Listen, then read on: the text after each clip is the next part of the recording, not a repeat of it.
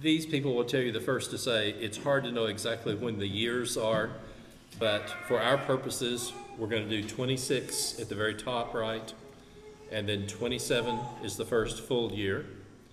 28 is going to be the one just below the middle, 29, and they will have him crucified at 30. And like I said, I read a really good article and just looked at several others. Another group of people will have him crucified at 33, and there's still some discussion about that. But nonetheless, that gives us something to work with on the time periods. One other thing I want you just to write in while it's blank, and then we'll work through a number of things.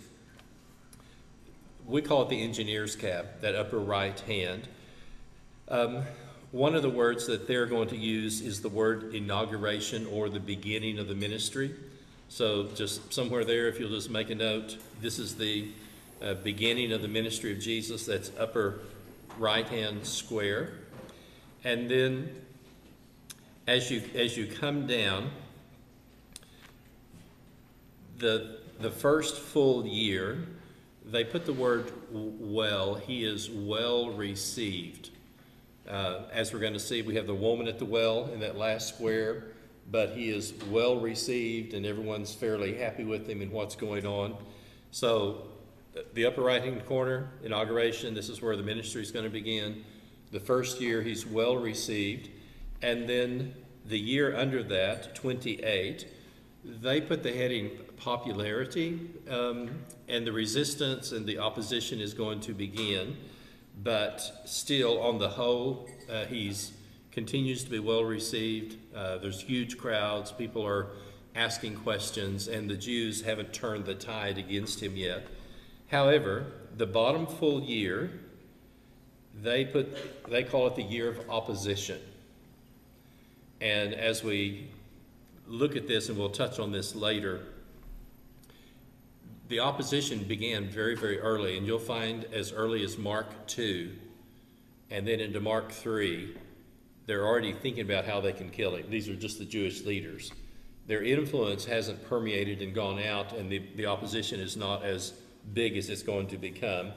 And then the final year will be the year that will involve his crucifixion. Let me just mention one other thing, just in terms of reference, and you don't have to write this down on the blank one just unless you want to. Because we have 3 seasons, they generally talked about spring, summer, and fall. Because with our divisions of the feast and having the 3 different feasts, then they didn't discuss a winter time. And your summertime is going to be a little bit longer than the others.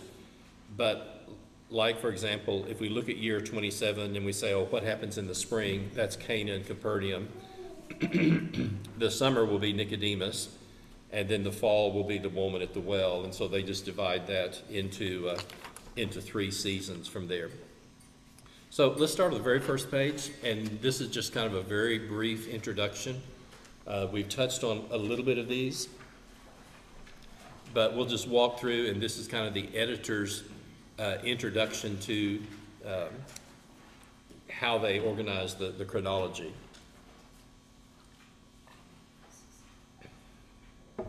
And again,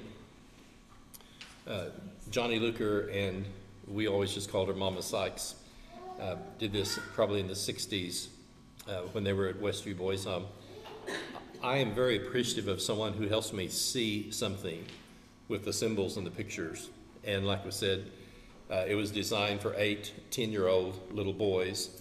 And if you can kind of see something, you have a whole different frame of reference, especially with having the 4 Gospels and when did this happen, where did this take place, and they include different things.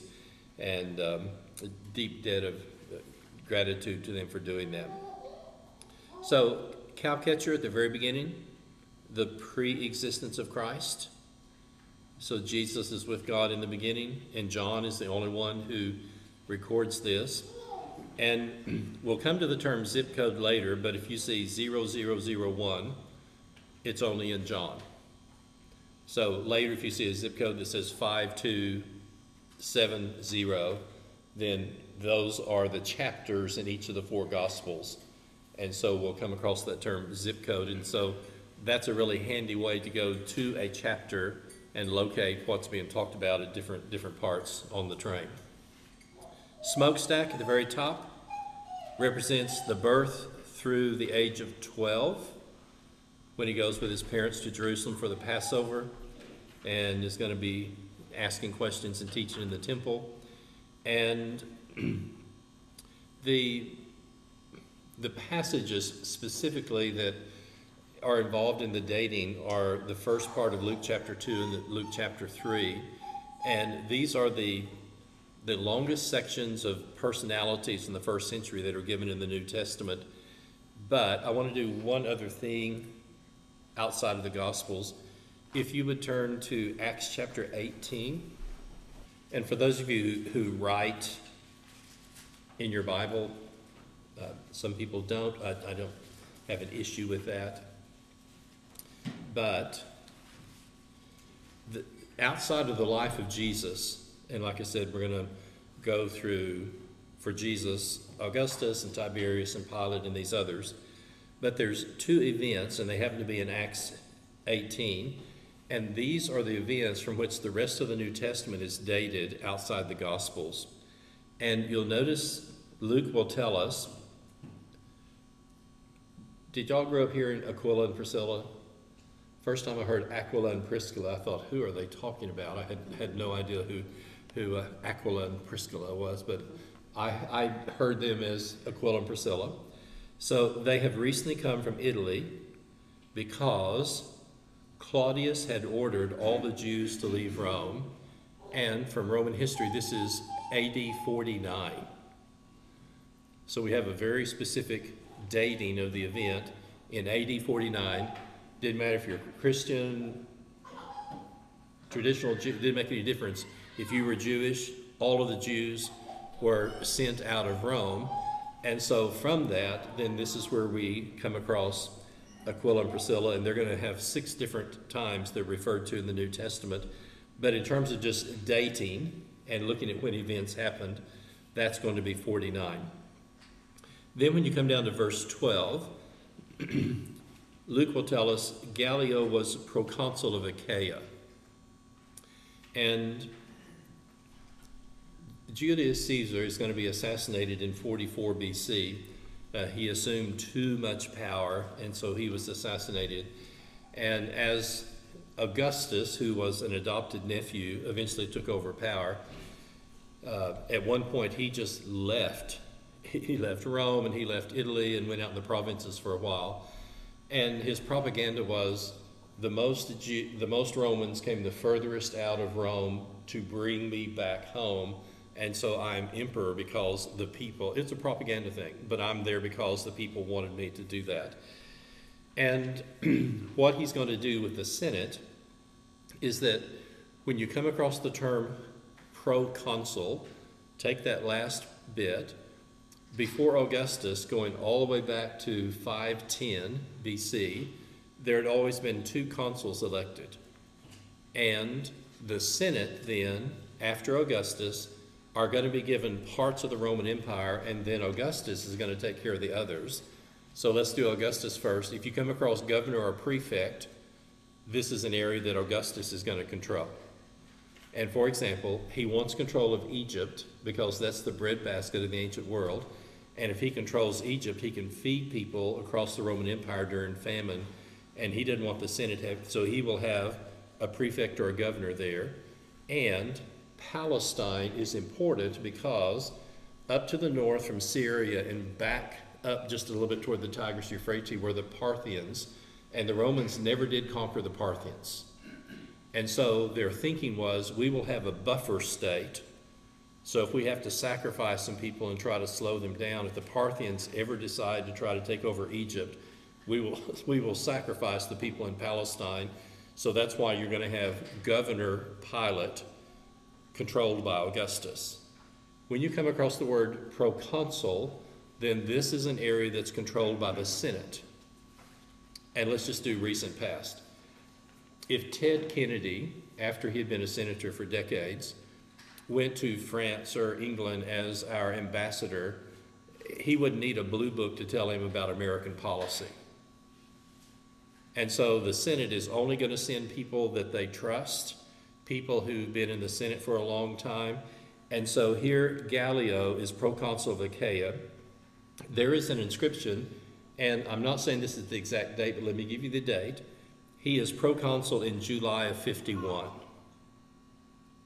Now, I'm not saying this is the exact event, but we know for a fact from this inscription that he's proconsul July of 51, and they don't want someone to stay there too long, but it's these two events. One, the Jews being kicked out of Rome in 49, and Gallio being proconsul, and all the rest of the things in terms of the dating of the New Testament are done from these two events, because we have a really clear extra-biblical outside historical reference for the dating. We don't have quite the same things in the Gospels, and that's why there's still some fluid and flexibility with that. And let me just mention one last thing. I would never have thought of this. The fact that Gallio will not hear the case and throws it out initially, and this is going to change by the time we get to 1st and 2nd Peter and Revelation, but when the Gospel of Luke is written and Acts is written, Christianity has not become a persecuted religion yet. And remember, who's the reader for the Gospel of Luke? Most excellent Theophilus. And like Felix and Festus, I assume he hears legal cases and things. And what does Pilate say about Jesus?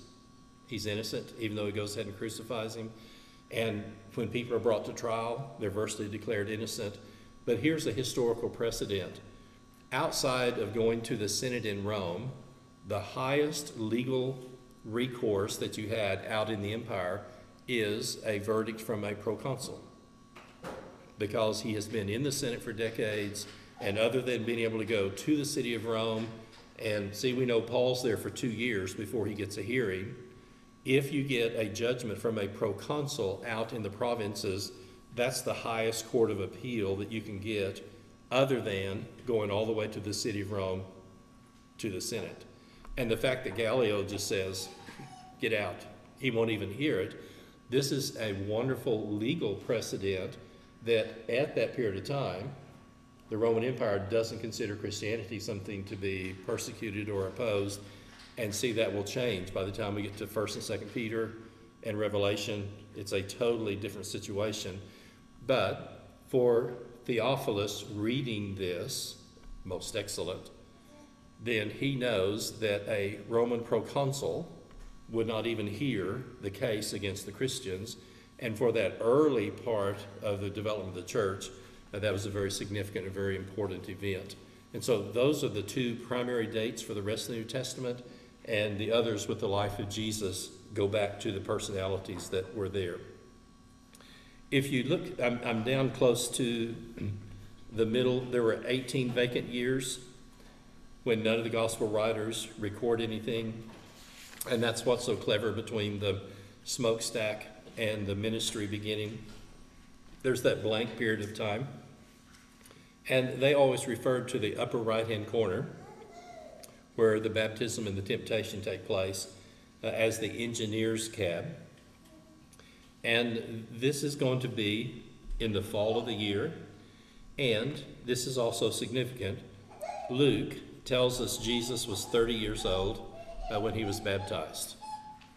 And so that becomes our marker. When you go back to Luke chapter 2 and Luke chapter 3, then you have these lists of people who are governing, and all these details take place, and people study these and kind of try to draw a line where they can get some correlation between that. And then Luke tells us that Jesus was 30 years old when he's baptized, and that's why this year of inauguration, when things begin and the ministry begins, takes place in that particular event. Now, we won't do this with all of these, but go ahead and turn over 2 or 3 pages to where you have the train with the engineer's cab that's darkened. Everybody see what I'm talking about? 2 or 3 pages over. Now, we'll walk through this in a second, but let me just do this to anticipate that. Everybody there? Now, what we're going to have is that as this booklet unfolds, then the time of year for each page is going to be darkened on a blank train, and that will be the events, and let's just use this in the engineer's cab, the year of inauguration. And they summarized, there's others, but they summarized three major things that happened. Jesus is baptized, his temptation is going to take place, and then he's going to call the first 5 disciples. And then what they will do from there is that they will list as best they can the chronology of the events in terms of verses. And see, like for example, if we did the baptism and we're going to do the zip code, we'd do 3130. Everybody follow just what happened? So when you look at the verses there, and see, that's what's really helpful. When you learn how to do the zip code, you can turn, and if you're in one chapter, you can find the event very quickly. And so, and again, just for a sample, looking at the baptism, it would be 3130. And then, this is also really, really helpful. They will give us a map of the travels. And before I had really looked at this, I had never really noticed all the different places. I mean, they're there, but this has really helped me a lot as well in terms of kind of following the flow of the ministry, because there's a lot of travels that take place that unless you just literally write down each geographical transition, you'll miss a lot of the travels, and each of these will have a map that we'll come to. So we'll walk back through these in a second. But let's go back to the first page. Anybody have any comments or questions? Anything you want to throw in right now?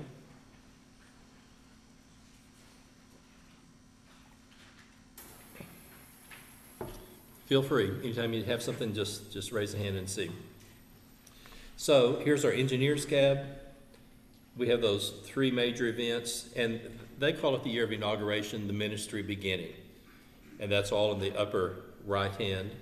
And if I say the fall of 26, then everybody can follow from their design where that's at and can see where that takes place. Now, coming down, the year 27, there's going to be 3 major things that happen. And we're going to have the first miracle. And from the, go ahead and turn the page over. And just as a reminder, when you see the train that looks like this, just on the next page over, okay? Then at the very bottom, underneath the cow catcher, as you go through this, they're going to list all of the miracles in order, but as they come up on the train, then the number will be inside a triangle. And they'll give you a reminder that's what it is. And so if you see a triangle, it will say, 2 or whatever else it is, then the triangles are going to represent, here are the miracles as they unfold and as they take place. Then secondly, the discourses, whether it's sermons or times where he stops and teaches and preaches, the discourses are going to be within a square. And we'll see how these unfold here in just a second. And then the parables are going to be a circle. Now, while we're here, let me just show you something. This is something I just find so interesting. I want you to locate on the train, where are the first parables taught in the ministry of Jesus?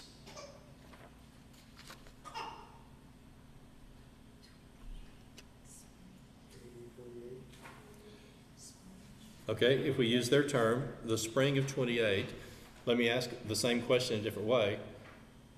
How far into the ministry of Jesus are we before he starts teaching in parables? Do you begin to see do you begin to see how this is just so helpful? Because when you just read a gospel account, we don't have that chronological event, and you think, oh, what were the parables? In seeing they will not see, in hearing they will not hear.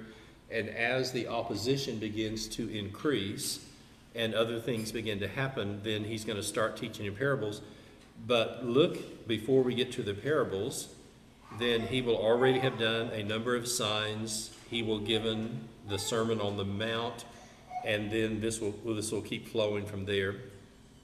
Just while we're at this page, do you see the fall of 28? I'm lost on your calendar. That's fine. Spring will be thank you. Spring will be the first set here. I had this written down, but it's changed 2 or 3 times for me. That's fine. No, that's fine. Okay. And I'd rather you ask, and we can just kind of go through it. So spring is that first set, and then they're going to call summer in the middle. Oh, all the middle for summer? Yeah. Oh, okay. So it goes all the way down. I was going left to right, instead of up and down. Yeah, that's why I just once you kind of see it, it's kind of helpful. And then the fall is going to be all the ones over here on this side, Okay. and then the year will be over here out on the outer margin. Excellent. And see, thank you for that, because that helps clarify that. So springs are down the left column. Springs are down the left-hand column. Summer's going to be down the middle. Fall is going to be on the right-hand side. Rewritten these things 3 times. No. That's fine. But this is what you'll find helpful is that, and again, I said this last week, a church calls and says, will you give a lesson on such and such from the Gospels? Well, the first thing I do is get the train out, and especially if I'm given an assignment, and from my zip codes, whatever, find, okay, when did this take place? And I may not say anything publicly, but then I want to know which one of the squares is it from, what are the other things that are taking place. And so while that may not ever come out in my lesson, in my mind, then I want to know in terms of the year and the season, oh, when did this take place in the ministry of Jesus? And see what I'm talking about? And that just gives me a whole different kind of broader context than just the passage that's there. You obviously have things in the book itself and things to look at. So, very good. Anything else? Okay. So, I'm back on this introductory, the third paragraph from the bottom. At the vertical line representing the Passover, he cleansed the temple the first time. And so, if you look at the summer of 27, everybody with me now? Then you can see the table being overthrown. And this is going to be the cleansing of the temple in John.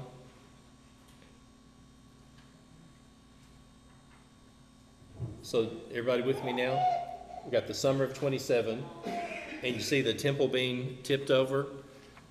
Go ahead and look down in the first wheel. Everybody see where my finger is in the first wheel? Then I think that the one that he does at the top is in the Gospel of John. And then in Matthew, Mark, and Luke, he also cleanses the temple again during the last week. So I think there were 2 of them. I think he cleansed the temple at the very beginning in the Gospel of John, and then he does it again. And so again, there's that visual picture. And once you know, oh, that's the cleansing of the temple, overthrowing the money changers or whatever, then you have those 2 pictures. But you have that, first of all, in the summer of 27. And then we're going to have that down in the little wheel. And the first wheel is going to be the last week. And we'll talk about that in just a second. So he's going to cleanse the temple. And we're going to have the time from Passover to the Feast of Tabernacles. Nicodemus is going to come to him at night. I'm in the third paragraph from the bottom. And here will be the first discourse. And isn't that interesting? I would never assume that Jesus talking to Nicodemus at night in John chapter 3 is going to be the first major discourse in the ministry of Jesus. I don't know what I would thought it was, but I wouldn't have, that wouldn't have been what I thought was the first discourse that we have recorded. And so again, notice you're square with the 1, and that'll be the first discourse. He then teaches in Judah. John the Baptist ministers in Aenon, and John tells us that the Gospel of John tells us John the Baptist is there because there's plenty of water. If we were in a denomination that sprinkled or baptized baby, I guess we would assume that they had a lot of water to drink. But from our point of view, we know that if you're going to immerse people, then that's going to be easier to do because there's plenty of water there. I never cease to be amazed at the lengths that people go to avoid the obvious. I was talking with the Baptist guy. You know, they both went down into the water. They came up out of the water. And he said, well, he must have gone down in the water so he could sprinkle some on his head. I'm going, no, you can do that on the bank. You know, if they go down into the water and he baptizes them and they come up out. And so people who don't see it can go to all kinds of lengths to explain something else. But the early ministry of Jesus is taking place, and then John the Baptist is at this area called Aenon, and he's there because there's plenty of water there. And then John is put in jail fairly early in the ministry of Jesus, and then Jesus is going to head up toward Galilee. So here we are, the second paragraph from the bottom. The last section of 27 is the well. So he's going to talk to the Samaritan woman at Jacob's well. He is well received in Galilee, and he performs his second miracle. He makes the nobleman's son well. You see what they're doing in terms of just word association? And again, I will never try to insult your intelligence, but this is written for 8 and 10-year-old little boys to have a memory hook to be able to remember things. And so as we conclude that first year, look at all the things that went well. Okay? Woman at the well, well received, and makes the nobleman's son well. And so here's going to be our second miracle, and then our second and third discourse.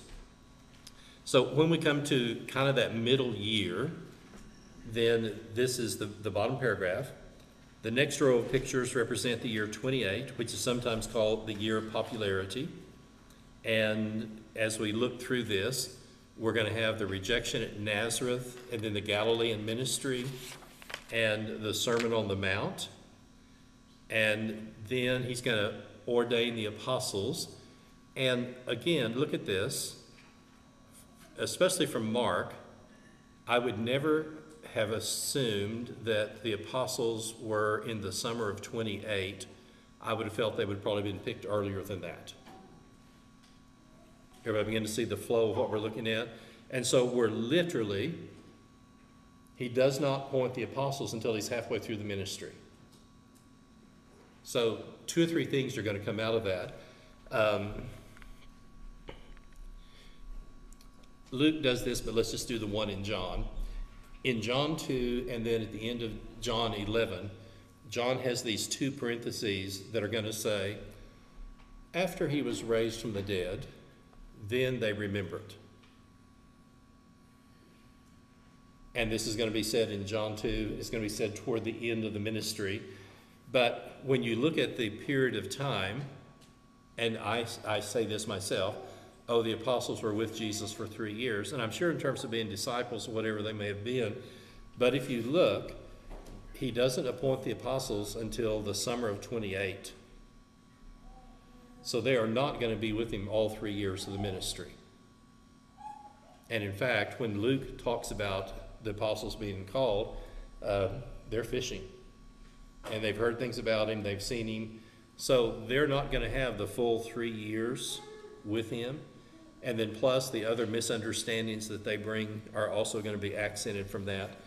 And then, as we've noticed, the end of 28 is this wonderful section where Matthew chooses 13 parables, and they just decided to do the P, which stands for Parables Around the Sea of Galilee. All right? So we're on the next page at the very top. We'll walk through these quickly and then we'll take a break. The third year is oftentimes called the year of opposition. He's going to be teaching primarily in Galilee because, like the brothers are going to say in John 7, if you go to Jerusalem, they may try to kill you. There's a lot of opposition that's been growing. and he will be primarily in the area of Galilee, and then eventually he will come down and make the trip to Jerusalem. But what is significant is that, and let's just do these by the pictures first of all. If I say the spring of 29, everybody there, the 2 by 2? Look at how late in the ministry we are when he sends them out 2 by 2. He's rejected a second time at Nazareth, and while John has gone to jail in the summer of 27, John is beheaded in the spring of 29. Everybody with me? What just took place? We touched on that last week. And then we're going to have the Sermon on the Bread of Life. And again, here's one of these things I find just totally interesting. Who would have thought that we're within a year of the cross when the Mount of Transfiguration takes place? Because when you look at the sermons and the other things, I would never have assumed that it was that close to the end of the ministry of Jesus. And so your Mount of Transfiguration is going to take place within a year of the crucifixion, because we're in the summer of 29. Now, we'll look at this in a second, but I'm in the bottom right-hand square, the fall of 29. Only Luke tells us about the complete journey from Galilee down to Jerusalem. And so sometimes called SO is for Southern or Perean ministry, and Jesus is going to cross over the Jordan, come down on the other side, and the events from Luke chapter 9 through Luke chapter 18 are going to take place in that bottom right-hand square. So we'll look at this in a second as we kind of walk through the booklet. Our zip code is going to be 0010 0, 0011 0, 0013 0.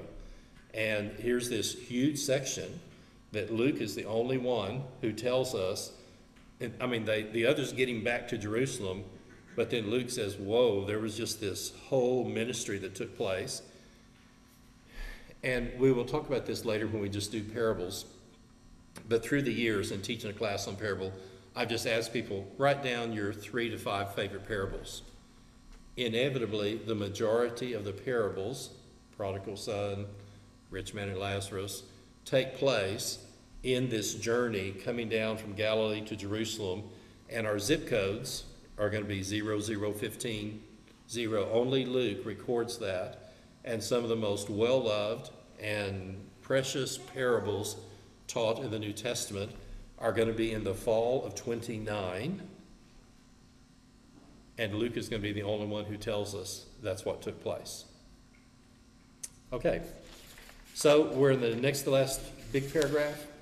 In 30, Jesus continues to teach in Perea, the southern part of Judea, the last few months of his life. And then we notice this on this particular one, and it's the same thing here. The dotted line in the fall of 30 is also the dotted line in the wheel, and because this is going to be the last week, the events in the wheel actually take place just inside the dotted line. Okay, everybody follow what we just did? Yeah, I got spring. Spring, I'm wrong. I had it upside down. You're getting it ready. Thank you. So we're going to be the spring of 30. And like I said, if you just move the events of the wheel inside the dotted line, then that's where those events take place. And when we come to that, a third of the gospel accounts is that last week, which is still just amazing. 30% of Matthew, Mark, Luke, and John are the events that take place in the last week. And so that's how they designated that. And so that last square has all of these events that take place as they're coming to Jerusalem, Zacchaeus, and on and on. But the actual events of the last week are going to slide just inside that dotted line. So if you just move those over, when we come to the page, there'll be 2 pages of events that take place, but that's where it actually takes place from there. So then we'll have obviously the crucifixion and then the post-resurrection appearances, the last 40 days. And so what I propose to do, we'll take a break, stretch out for a little bit, air out, and then we'll just walk through the booklet and just show you kind of how it's put together and anticipate, to me, one of the most helpful things at the very end, again, will be a list of all of the miracles, all of the discourses, all of the parables with a zip code, so you can turn right to the chapter where they are. And then the very last thing we're going to see is that especially Matthew, 2 or 3 times, he goes back and covers something that happens earlier in the ministry.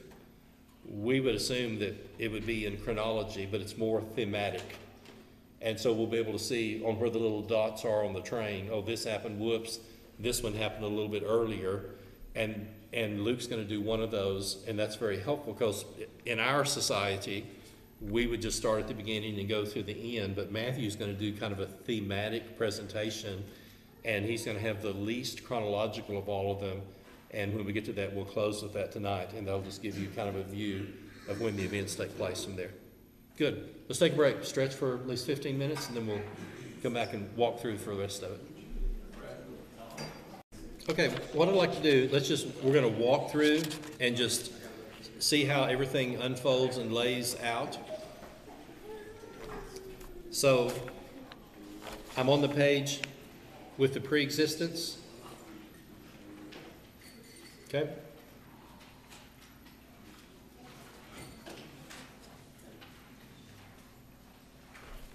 Now, a couple of reasons why I wanted to do this. When we come back, Lord willing, we'll just take either certain sections or certain time periods.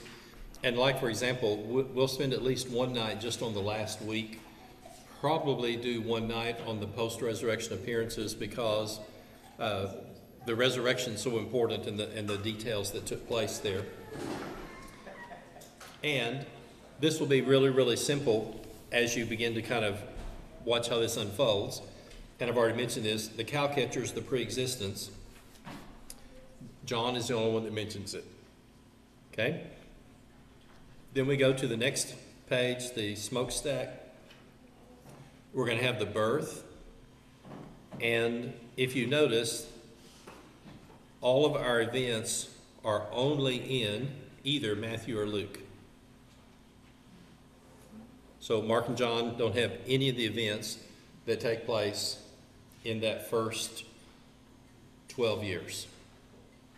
Everybody okay? And again, notice this. If you look at the travels on the bottom, we're not going to go through all of these. It has been surprising as I've gone through each of the sections, the amount of travel that took place in ministry in Jesus. And obviously, this one's going to include going to Egypt and coming back. But they will number them. On the right-hand side will be your numbers, and then they will do little arrows for you to show where the travels took place for that particular part of the train. Everybody okay? All right, we're going to go to the engineer's cab.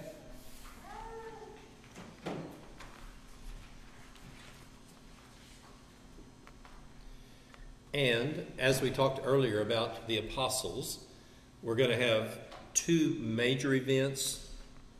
We're going to have Jesus going to be baptized, and that's the symbol of a dove. The temptation is going to take place. He's going to call the 5 disciples. And so they're going to start following him. But like I said, they're not going to become apostles until much later. But there's several of these guys who are going to be with him and follow him. And part of the time, as we see again in Luke 5, they're going to be involved in fishing and doing other things. But this is the calling of the first disciples, and then you can see the events that take place. Now, when we come to the spring of 27, then there's 2 C's. What takes place in Cana? Waters turn to wine. So that's going to be your first miracle. And again, very helpful just for you to see when it gets more crowded. On your bottom right-hand side, then they just went ahead and put a reminder, oh yes, your triangles are miracles. So if you have later, they'll get a lot more details, but while we're just doing one or two, that's helpful just to begin to see how they're put together. And then he goes to Capernaum and is there for a while. And then this is the early visit, the Passover to Jerusalem. And this, again, if it wasn't for John, we wouldn't have any idea of time. But here's our first Passover, and these are events that take place during what we're going to call the spring of 27. Okay, we're going to go to the next page. We're going to go to the summer of 27. So again, here's the record of going to the Passover. And again, that first major line, everybody see what I'm doing? Because that's the one that has the Passover. So there's the dating that's there. And so it's from those that you try to then correlate and define things. So when he goes to this Passover, this is when he's going to overthrow the money changers in John. And again, if you do the zip code, cleansing the temple, 0002. So this particular one is only going to be found in the opening part of John. And then you still have some of these early disciples. Here's John's ministry is going to take place. And very early, relatively speaking, in the ministry of Jesus, John's going to be put into prison. So when you just look at the ministry of John the Baptist, it's shorter on the front end, and then he's in prison longer than I would have assumed that he was, in terms of when you look at the chronology of the events that take place. And so here's the description, and this is going to be the summer of 27. And then, as we said, in the fall of 27, our big word is well. So he's going to talk to the woman at the well. So that's going to be your square. He's going to talk with the disciples. Oh, the fields are ripe unto harvest. And the whole interaction with the Samaritans. He's going to go back to Galilee. And this is going to lead into, yes, he's well received in a year of popularity. And then in Cana, then the nobleman's son is going to be healed. And that's going to be our second miracle. Everybody okay? Good. Let's go to the next one. So we're the spring of 28.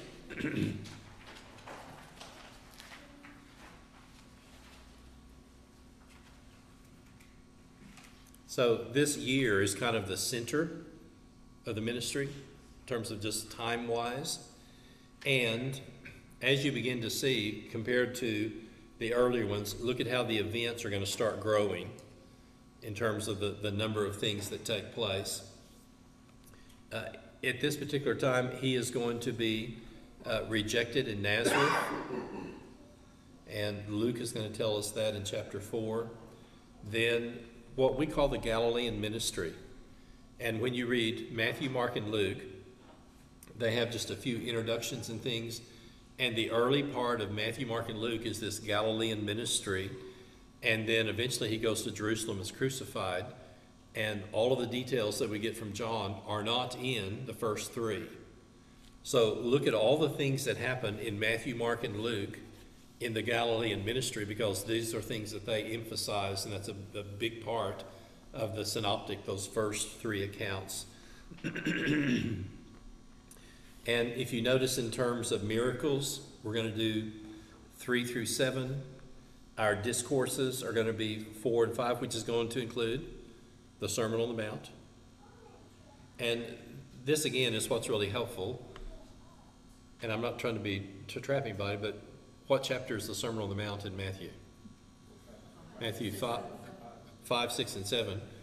Would you assume that you've had maybe a year and a half of ministry before he teaches the Sermon on the Mount?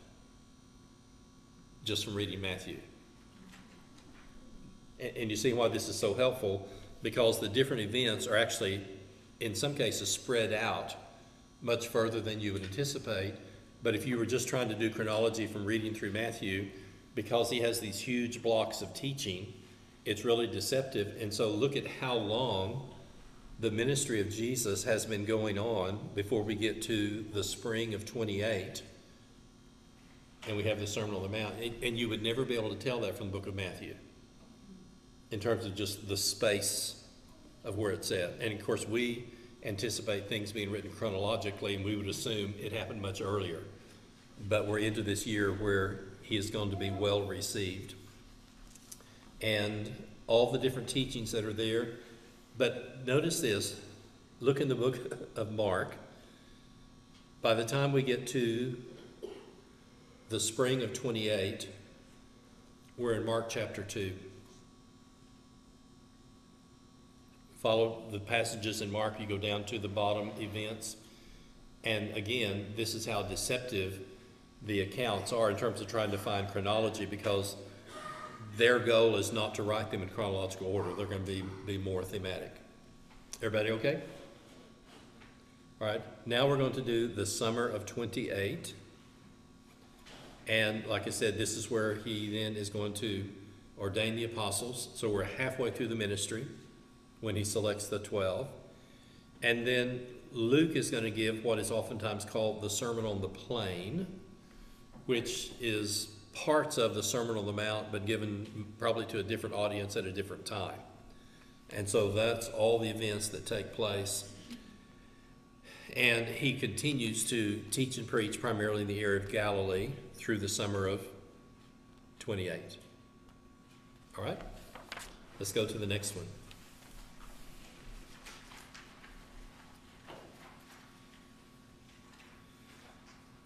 When we come to the fall of 28, our parables have just started earlier this year, and this is going to be one of the major events, or well, let's do it this way.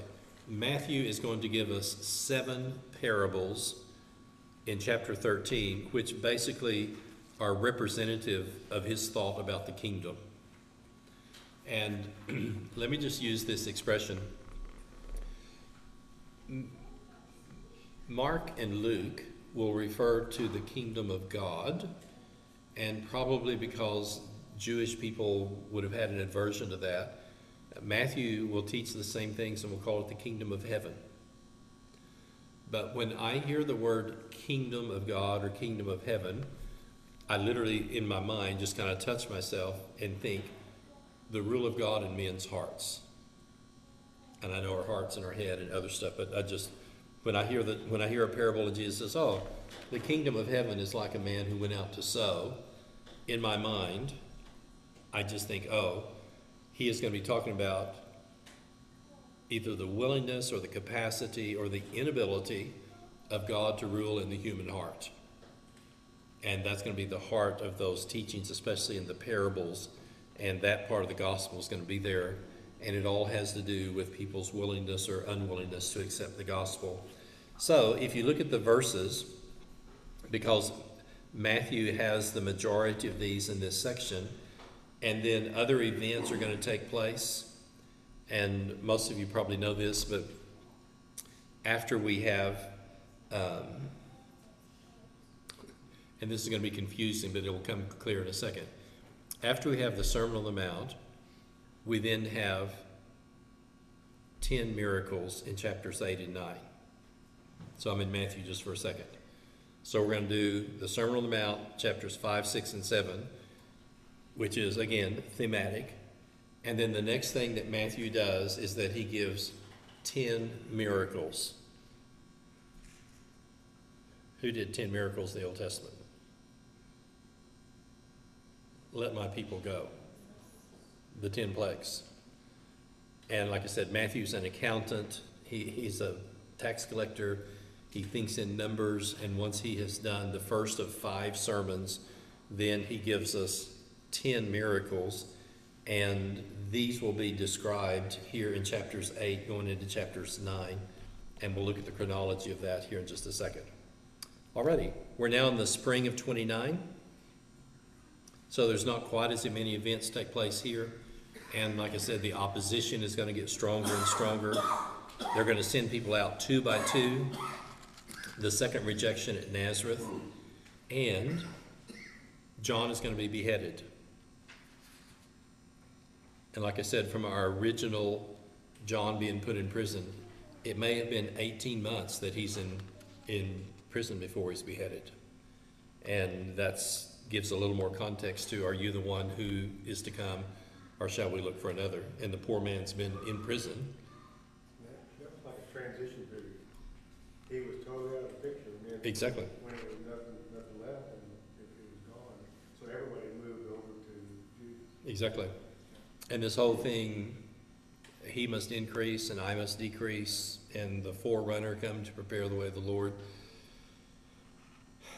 And in the same way, from the Damascus Road, Paul would have had no idea of the amount of years that he would be incarcerated. But in Paul's case, he was able to preach to the Praetorian Guard and to Caesar's household, because they're the bureaucracy of the Roman Empire, and he would never have had access to these people if he hadn't been in prison. And so that's just kind of the working of God in ways that you would never understand. And but John is beheaded in the spring of 29. Okay, the events are going to increase when we turn the page.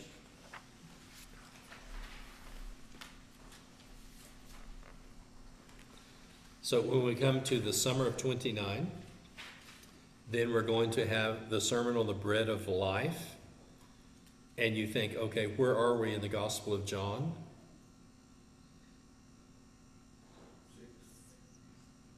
Would you ever assume that you are within a year of the crucifixion when you come to John 6? Everybody begin to see? I just want to do a few of these as we go through. And a part of this is going to be, we're going to come to the triumphal entry in John 11, and here's these huge things in the upper room. But the first part of the Gospel of John, while it gives us the 3 Passovers, we also have so many other events that take place in Matthew, Mark, and Luke. And so when we come to the summer of 29, we're just down to John chapter 6 in the Gospel of John. And then the Mount of Transfiguration, and the opposition is going to be growing. There's going to be both miracles and parables and healings that are going to take place. Then as well, the next page, because there's so many events that happen, are the travels and the map. And so those two are just on that one page for all the events that take place. All right. Now, here's something that's very significant when we turn to the fall of 29. What was your question again? Why didn't he go over to the other side of the door? Yes. He starts, there's been opposition not only down in the area of Jerusalem. Apparently there's some opposition from the Samaritans. And so if you do like here's Palestine and Galilee, Samaria is here, and Jerusalem is here. Sometimes people bit the bullet and gritted their teeth and walked through Samaria to get to Galilee, because that's your closest for your 90 miles. But for whatever reason, with the opposition that's going on, and again, only Luke tells us this, he kind of comes there and then he goes across the Jordan, and this is going to be Perea. And he actually is going to travel back and forth a little bit in Perea, but he's going to, instead of coming straight down to Jerusalem, as you would assume in Matthew, Mark, and in Matthew and Mark, then Luke tells us that he goes over to the other side, and a whole group of parables are given, interactions take place.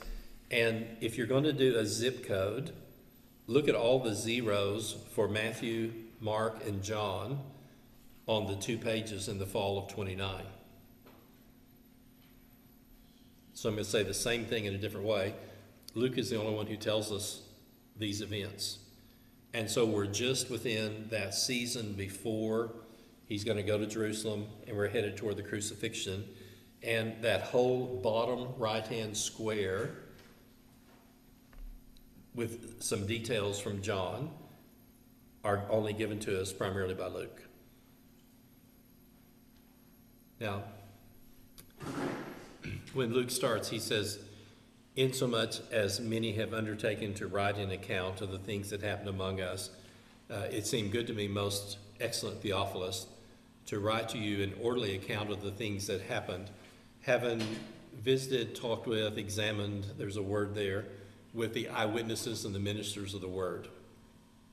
And Luke apparently has sources that he talks with, and we don't know why Matthew and Mark don't include that, but many of the details that the first three have are similar. But when we come to this particular section, the fall of 29, our singular source, other than John's going to give us a few details, Luke gives us all those details, and for whatever reason, Jesus crosses over and this whole ministry is going to take place on the other side of the Jordan, and that's going to be a part of the trip coming down to Jerusalem. Okay, we're going to look at the spring of 30.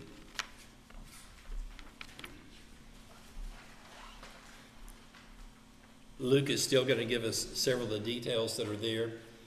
We're going to have, and this is very significant, when Lazarus is raised from the dead, where are we at in the Gospel of John? Chapter 11. So when we come to chapter 11, we're just within the shadow of the cross.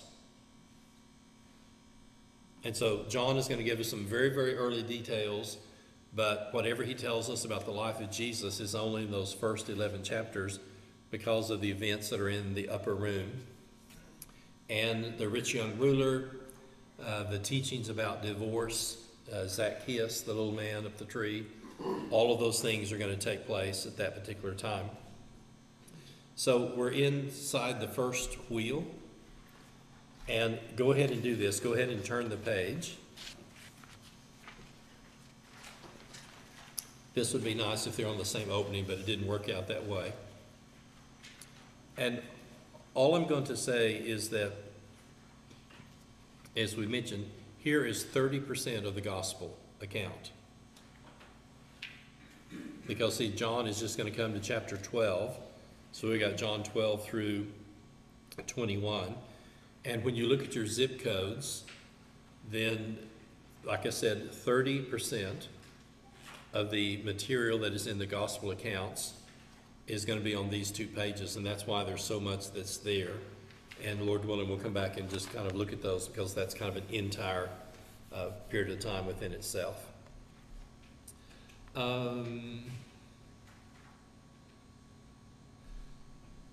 I'm on the second page of the wheel, and we'll just mention this one thing about the cross, and then we'll finish up. If you look over on the left-hand side, you see Friday with the question mark. Go about 8 lines from the bottom, and this is just kind of a mental thing, and most of you will know this, but it's just a good reminder. Depending upon your translation, the older translations will say, Jesus is on the cross by the 3rd hour. And if you think of a sundial, okay, the 3rd hour is going to be 9 o'clock. So if you do sunrise to the 3rd hour, Jesus is on the cross by 9 o'clock. And then darkness is going to come over the face of the earth the 6th hour. And so there's going to be darkness over the face of the earth from noon. And then he's going to die the 9th hour, which is then going to be 3 o'clock. So the actual amount of time that he's on the cross is approximately 6 hours. And some of our newer translations will say that, but you know, growing up, I just heard, oh, he's on the cross at the 3rd hour. I didn't have any context for when that was, and then going back and looking at it, okay, sunrise, 3rd hour. We never did wear watches on the farm. My granddad said, if you can't kind of tell where the sun is and your stomach, you're hungry, you deserve to miss lunch.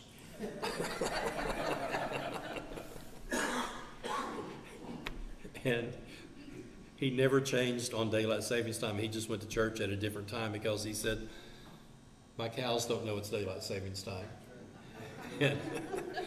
And so he was when the kids were home, they had all the cows milked, all the chores done, breakfast done, and the dishes in the sink before the sun came up. So they did all of that with lanterns, and then they worked from sunrise till the sun went down. And you don't need a watch for them, but I've just heard him say, you know, anybody that can't kind of look up and also listen to their stomach, then he deserves to miss lunch if he doesn't know it's time to eat. We don't have Timex Rolex watches. Oh, it's about the third hour of the day. And so that's what we're going to be doing on a sundial. And then when you do, darkness is going to be from the 6th hour to the 9th hour. And I still just can't hardly comprehend that the light of the world is going to die in 3 hours of darkness. That's just the irony and the agony of that is just nearly beyond description. Brad, do you have something? No, well, I was just looking at Judas hangs himself at that Acts 1, 18 and 19. What's that mean? Well, they're going to be talking about replacing him with Matthias. Oh, okay. And so the events are going to happen earlier, but then can I say the consequences of the events are then going to flow over from there. Okay, this next part I'll go really quick. Look at the list of the miracles. So if you turn the page, and this is really, really helpful because, like I said, that's why I wanted to introduce you to the zip code. Here are 35 miracles, and then when you come over to the zip code, like for example, I'm looking at number 12, the blind and dumb man healed. Oh, 12,000. I'm going to look in Matthew 12 to find that. And that will give you from each of the gospel accounts which chapter to go to. And that's what I say, you can find it, if you just have a chapter, you can find it very quickly, and then you'll have the zip codes from there. I won't do the memory hooks right now, but this is like, they have 47 memory hooks, and the kids who were with them for a long time could give you each of the miracles, each of the parables, and each of the discourses in chronological order. And so the guy wakes up and he hits his alarm clock and it falls off the bed into something, and it's a tub of water, and guess what happens when the alarm clock hits the water? Turns to wine. And so here's a guy that wakes up and all these events that take place, and then he's going to go to town through these, the travels, and then he's going to end up back in a house and then eventually in a church building. And so these were memory hooks for them to be able to put all of these in order. And they would just do one set at a time, but they said just make it as fantastic as you can to kind of this memory thing. And like I said, the very first time I came across this, I'm at church camp, and these kids are saying, oh, that happened the summer of 28. And I'm just thinking, the summer of 20, I have no idea what they're talking about. And they had this mental map in their head because they had worked with the pictures. Here's the major events. And the ones who had been there for a while, then they did these memory hooks, and they had up to 47 items memorized for each one of these with a different event that takes place with those. So here are the circles, here's the parables. And again, what's helpful, look at the Galilean ministry, and that's going to be roughly your upper nearly half. But this is very, very clear. Look at the southern and the Perean ministry. Other than the laborers in the vineyard, all of your zip codes are 00, Luke 0. And that's that bottom square that we looked at when you see on the train, and that's where those events take place. And then, ironically, Matthew takes over Mark a little bit for the parables in the last week. But by having that list, and like I said, if someone calls and says, would you do a parable on such and such, then I come to this page, check my zip code, see what books it's actually in, and then go back to the part of the train where that one is, and then I have a historical context for the stuff that's going on during that event. Okay, discourses. And look at how initially John is going to have several of these, but it's surprising how many of the different discourses, teachings, are only given in one book until you come to the last week. Now, I'm not fishing for something, but go back to miracles. We're just going to do two quick things and I'll let you run.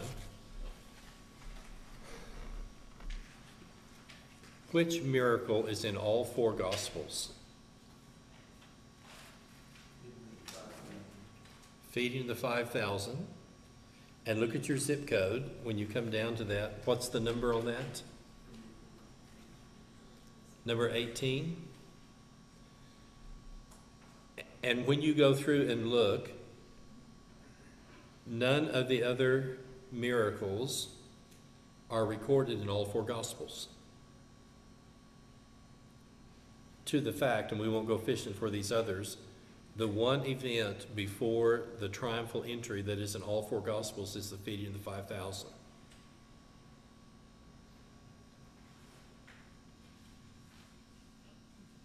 Now, we're going to close with this.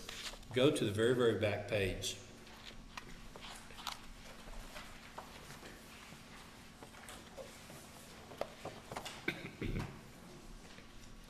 Look carefully at the dots on Matthew. Okay, 118, 311 were the summer for 412. We then go to the spring of the next year in 413.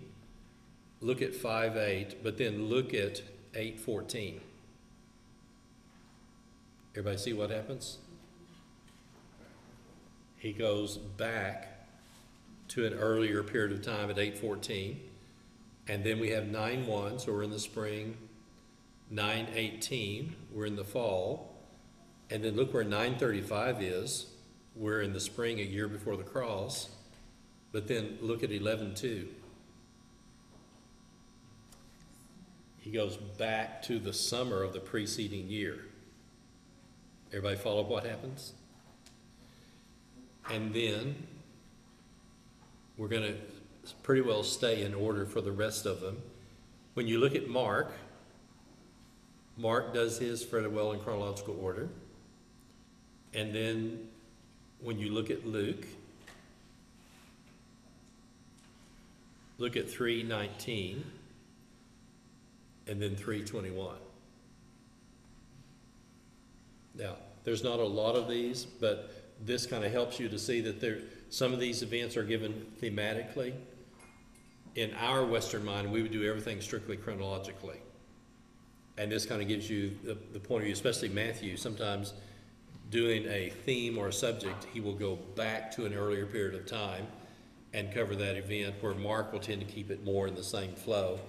And that's just something that's very helpful as you kind of go through and look at that to kind of see when the time period took place and the things that happened. So we'll have a break next week, and I want you to have this to kind of be looking at and kind of look at, and we'll just select certain sections and look at certain themes that go through and watch how they kind of fit together on that. But what has been so helpful, like I said, I found this either in 71 or 72. This still is the single one thing that I go back to anytime I'm studying the gospel. When did this take place in the ministry? What was the season? What was the year? And then once I have that context, and I know the time of year when it happens, I have a whole different feel, because none of the Gospels would give that to you like you would when you try to sort out all the details. And like I said, if it wasn't for John, then we wouldn't know that there were actually 3 years. And that gives us an idea to work out some things out from there. God bless. Like I said, Lord willing, we'll see you in a couple of weeks.